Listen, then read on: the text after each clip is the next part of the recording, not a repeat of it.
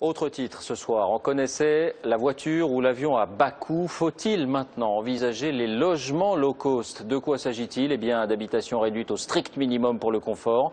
C'est ce que recommande le principal syndicat de propriétaires. Il y voit une piste sérieuse contre la pénurie. Cyril Za, Alain Dubas avec notre bureau à Strasbourg. C'est une course au moindre coût. Des containers réhabilités en guise de logement, des immeubles aux éléments préfabriqués en usine ou encore 7 maisons individuelles, une matière première peu onéreuse, une ossature et des cloisons de bois,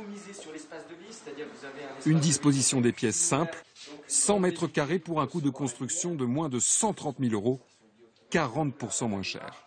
Après, on essaie toujours de gratter encore un petit peu par-ci par-là, mais c'est ce qui motive aussi notre choix aujourd'hui, c'est l'aspect prix.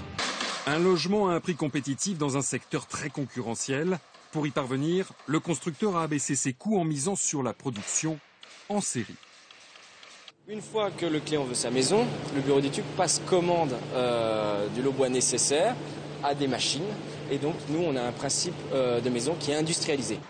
Une recette reprise en partie par certains grands promoteurs pour leurs immeubles collectifs. Les structures sont assemblées à la chaîne en usine. Un gain de temps, donc d'argent.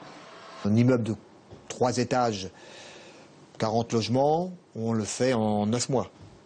C'est-à-dire moitié moins qu'un produit classique.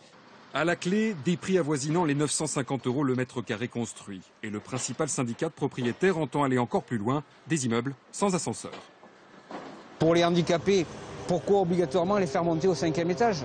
Est-ce qu'on ne peut pas réserver systématiquement des logements pour eux, au rez-de-chaussée, bien équipés, accessibles facilement? Tout ça, ce sont des réflexions à mener qui ont un coût non négligeable sur le logement. Autre réflexion à conduire, celle du prix du terrain. Ajouté au coût de construction, c'est son tarif au mètre carré qui reste aujourd'hui le plus élevé.